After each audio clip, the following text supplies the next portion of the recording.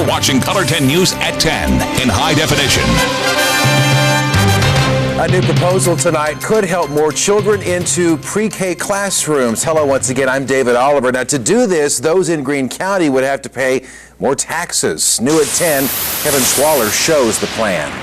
A bill in the Missouri Senate would let voters in Greene County pay more to support pre-K. Supporters say they want parents to have options and the ability to access high-quality programs. Purple grass. Purple grass. Oh, the days before kindergarten. Remember nap time? The kids in this classroom are doing more than playing. Okay, let's look at it together. Even if they don't realize it. And not all kids get this. And so I think really where we have a hole, where we have that gap, are those children who are middle income, probably both parents working or one parent working, and then also those families who aren't necessarily highly at risk. Director of Early Childhood and Parents as Teachers for Springfield Schools, Missy Riley, says programs in Springfield tend to help kids who are academically at risk or low income.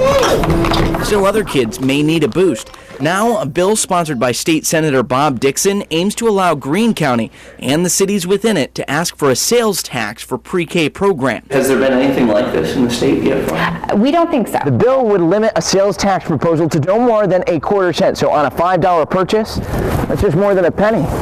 It does add up. Mary Byrne is a former teacher who is now actively involved in trying to shape education policy. She says she's taught preschool and she questions some of the research about its benefits. The investment of dollars, your cost to benefit isn't there for all of the money that is invested. The bill says the money will go into an early childhood education trust fund. The proposal lacks specifics, something this supporter says is intentional. We do want it to be very organic. We want it to be very grassroots. We want to spend some time asking our community what are your needs and doing some fact finding on where are our gaps before we just throw money at one program.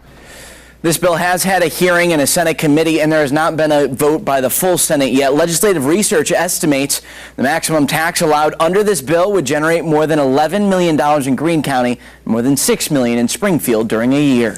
Kevin, thanks. Tonight, also new at 10, saying goodbye to a longtime Springfield school. Tonight, there was a farewell ceremony over at Studi Middle School. This is the last year for the middle school to be used. Current students, former students, and the staff were there. They could buy school memorabilia and watch a video montage of memories made at the school over the years. The pictures are wonderful. The staff's done a really good job, and it really means a lot, I think, to the community, because I still have family in the area, and their kids went to school here. So my brother and my sister went here, a lot of my cousins. Students in grades 6 through 8 will attend the expanded Westport Elementary and Middle School next year. Now to Color 10 storm coverage here at 10 tonight. There was a state of emergency near St. Louis where a tornado touched down last night. Governor Nixon toured the damage today. A power company worker died trying to restore electricity.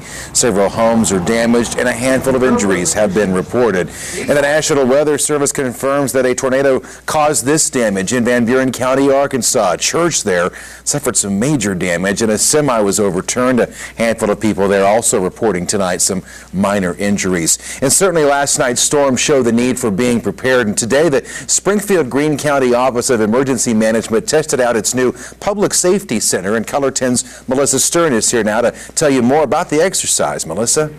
The exercise named Twisted Twister took place this afternoon so emergency responders could test the effectiveness of their new Emergency Operations Center. It took 6 months of planning, but city, county, and community agencies will be better prepared. In our former facility, because of its size, we literally could not physically get everybody in the same room. The new Public Safety Center, which consists of the Office of Emergency Management, Emergency Operations Center, and the 911 Center, enables them all to work face-to-face. The time to meet the person that you're going to be working with is during an exercise like this, not during the time of a disaster. Woods is the interim director of the Office of Emergency Management. He says the exercises that took place today today helps all parties work together for one thing. Perfect the art of disaster response. He says responders are used to house fires, car wrecks, and things of that nature. We do these exercises to not only hone our skills, but more importantly, to be ready to respond to the community's needs whenever we have a complex emergency or a big disaster. This building opened August 3rd of last year, and it cost a little more than $19 million to build.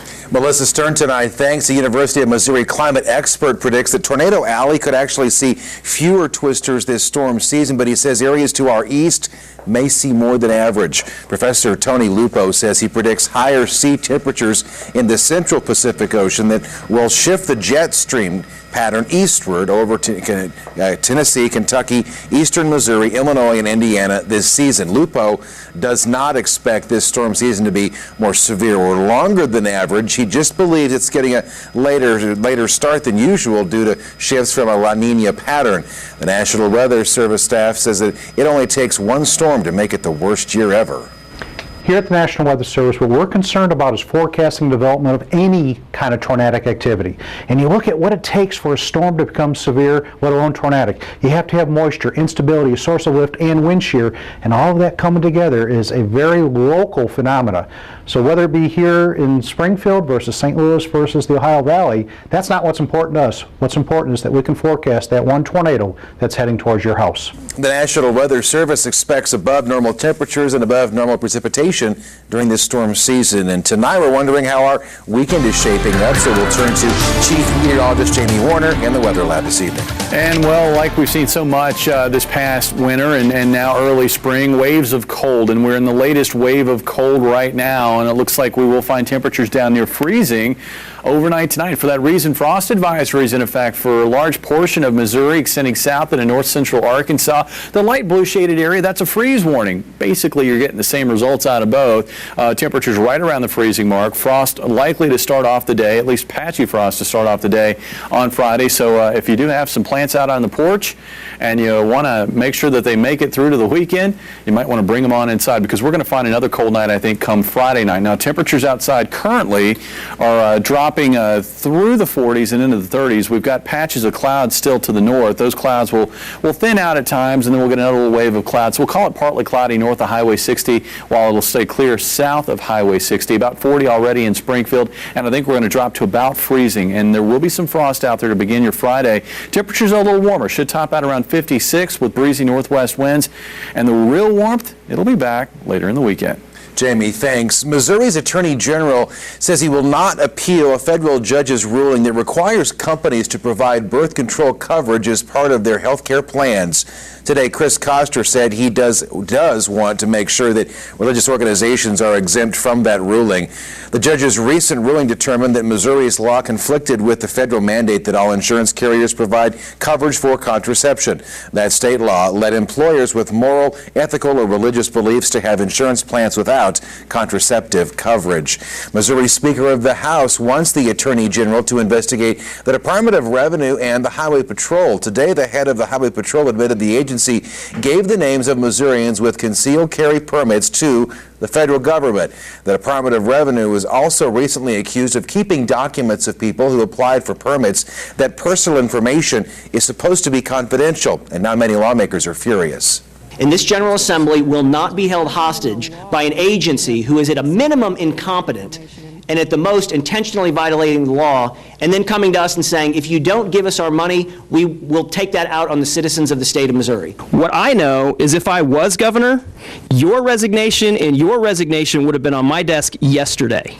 Speaker Tim Jones wants Chris Koster now to appoint an independent committee to look into this issue. A circus elephant from the Ozarks is recovering from being shot. This happened in Tupelo, Mississippi. The 39-year-old Asian elephant named Carol was shot in the neck during a drive-by. The elephant was performing in a Ringling Brothers and Barnum and Bailey circus show there. She's owned by the Carden family here locally that lives right outside Willard. An award is now being offered for information related to that shooting. New at 10, an Arkansas man is facing charges tonight accused of exposing himself to kids. Marion County deputies arrested Andrew Lampkin of Yaleville. The sheriff says the victims were girls ages 11 and 12. Lampkin is due to be in court next week. Also new at 10, deputies accuse this Douglas County man of leading them on a chase across the state line. The sheriff's office in Baxter County, Arkansas, says Bernard Detheridge was stopped on the side of the road there with the hood of his truck up. A deputy pulled over and asked Detheridge for ID. The deputy says Detheridge then jumped into the truck and took off. He was eventually arrested in Ozark County, Missouri. A Springfield business owner takes a swing at attracting baseball fans. Still to come, the drastic changes made at a longtime downtown restaurant in hopes of catching customers heading to and from Springfield Cardinals games. If you would like to catch up with Color 10 on Facebook, here's how to do it. Find the Facebook icon right there on ozarksfirst.com.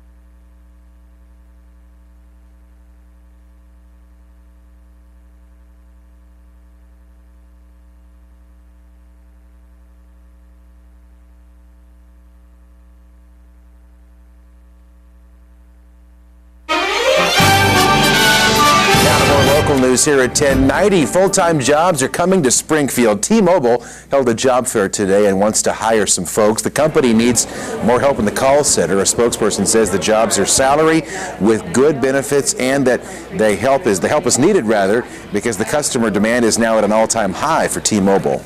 So we really want to make sure that we have the appropriate amount of people to answer our customers' questions and give them the best service that we possibly can get. T-Mobile plans to fill those 90 jobs between now and July.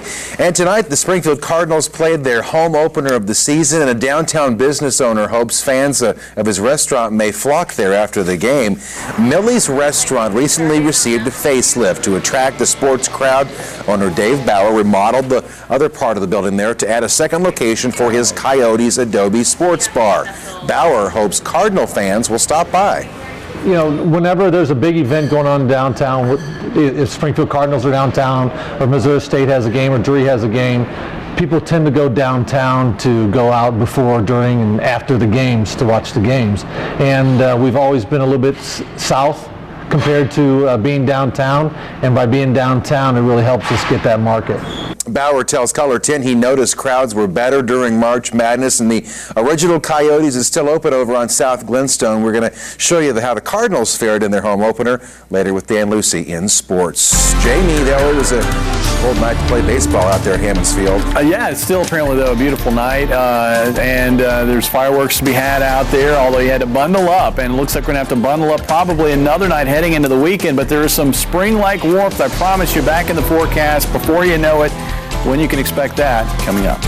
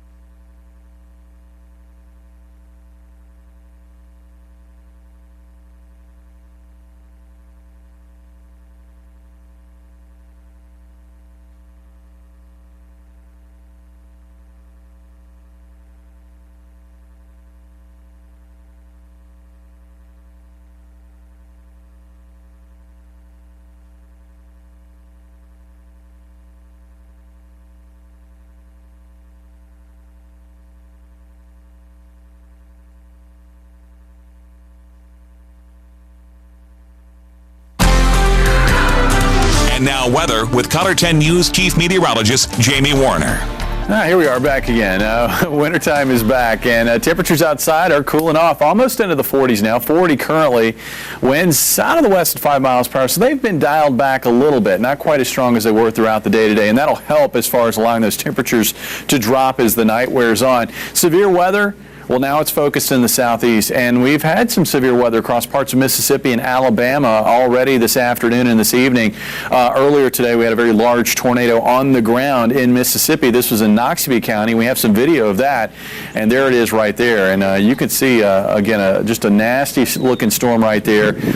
It was on the ground for quite a while, and I believe this storm actually has generated at least one death, not in Noxubee County, but in one of the other counties in Mississippi as it continued to track towards the northeast. And this cell was one of those isolated supercells out ahead of the squall line. And what's interesting is I've read a little article a little while back that where the author believes that when these discrete supercells merge with a squall line is when you often have the highest chance for maybe a violent tornado. And that was indeed what happened with this storm. There was the merger of that cell with the squall line as it generated this large tornado that you see right there. That severe weather threat now pushing across Alabama, now into northern Georgia, as well as the panhandle of Florida, and it looks like another day of severe weather, at least for the morning hours, across parts of the southeast tomorrow. For us, we're on the cold side. We're on the quiet side of that storm, but we do have to put up with the chill, and it looks like we've got 2 nights of around freezing temperatures ahead of us tonight and then again on Friday night. Let's take you hour by hour, show you how things are going to kind of shape up for us as we head through the night. Looks like areas south of Highway 60 are going to stay clear. Areas north of Highway 60 will stay mostly clear to partly cloudy, and then that will have an influence on how low those temperatures can get into those areas because that cloud cover kind of acts like a blanket. So temperatures maybe in Lake Ozark and Rolla and Fort Leonard Wood over towards maybe Hermitage may not quite make it down to freezing, at least not tonight. Maybe a different story Friday night. During the day on Friday, we'll find mostly sunny skies. That will allow temperatures to warm into the mid-50s, so a little warmer than what we had today. Overnight Friday night stays mostly clear until about sunrise. So with the mostly clear skies and the light winds, temperatures are going to drop off very sharply, I think, Friday evening, area-wide, and most spots will probably make it down to about the freezing mark. The one question mark is how quickly does this cloud cover move in, because it looks like it'll come in pretty early in the day on Saturday, and around the middle portion of the day on Saturday, we'll likely find some light showers. Those will move out, and we'll see a return to some sunshine as we work through the latter portion of the day on Saturday. But the clouds and the showers will keep temperatures cooler than they might otherwise have been. Looks like highs again in the upper 50s on Saturday, but warmer thereafter. And here's the reason why. Another trough developing in the western U.S., sort of a case of weather deja vu. The pattern that we've just come out of is the one that we will see develop later this weekend and next week. The warmth will return, the Gulf will open back up, we'll see a front settling into the area, and all of those ingredients coming together to generate some unsettled weather once again Monday, Tuesday, and Wednesday, and we'll likely see another episode of possibly strong to severe storms on Wednesday, as we could find a fairly strong storm develop on that frontal boundary, moving across the region and leading to some colder temperatures to end next week. Tonight down about 32 for the low. Tomorrow, breezy northwest winds, mostly sunny, and a high of 56 degrees. There's your warmth on Sunday. After a cool day on Saturday, we'll see a high of 77 Sunday, Monday near 80. Mid-70s on Tuesday, and again, after that storm moves through, it looks like we're back to the chill Thursday of next week. Nice looking Sunday, that's for sure, Jamie. Enjoy All right, it, yeah. Thanks a lot. That was by far the closest team I've ever been a part of. We'll always walk together, as champions, and we'll always share that bond. A Springfield Cardinal is back on the diamond after an injury. Dan Lucy and Nick Carboni will have complete home opener coverage for you next in sports.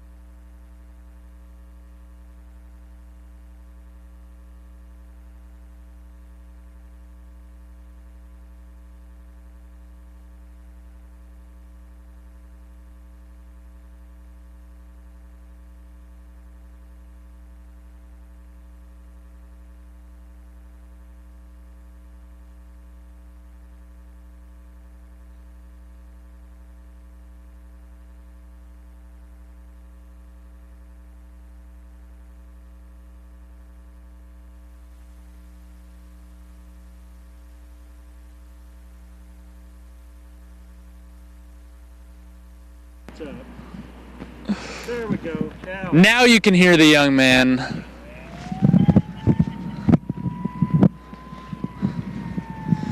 You're obviously ignoring the grays on the side of my head that OSS added.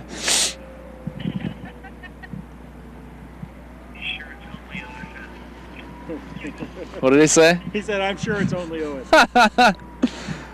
Did Baby Dan get his coat back? Dan? I had to bring his Baby Dan? back to him because he left his jacket up. No, that was. Oh, yeah, that's right. Hey, when you get to reach a certain age, you start losing some of your faculties, okay? This was a guy that had me show up on a Saturday morning And apparently your clothing. And my clothing. Nobody else was there. And he had me come in before everybody else was booked solid. So Very he had me good. come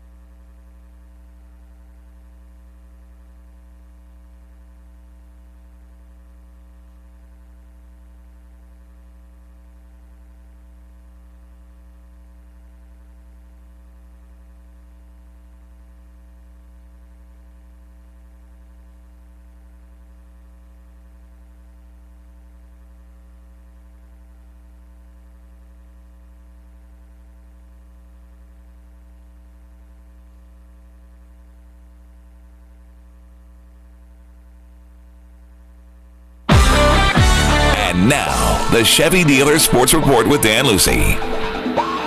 The defending Texas League champion Springfield Cardinals open the home schedule tonight at Hammons Field against Corpus Christi. And that's where we find Color 10's Nick Carboni with our game story. Nick? That's right, Dan. The Texas League champion Springfield Cardinals finally back in town, finally back at Hammons Field. And as you know, opening day, always a chance to look ahead at the upcoming season and celebrate a rich history.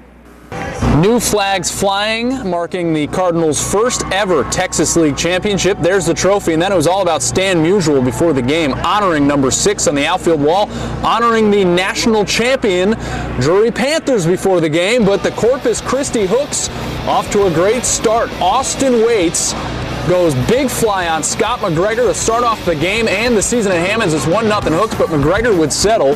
Gets Eric Castro there in the second. Then in the third, big-time prospect George Springer down swinging. Go to the fourth. McGregor gives up a leadoff double, but strikes out the side. He went 5 1/3 and struck out 8.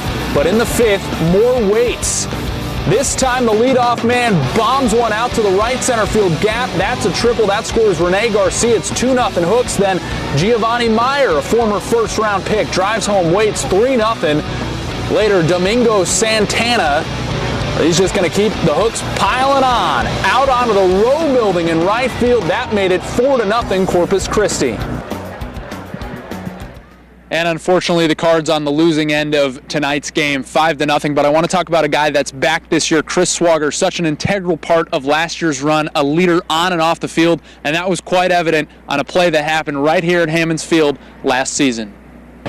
Last year, with a trip to the Texas League title game on the line, Chris Swager ran down a gapper off the bat of big leaguer Troy Tulowitzki.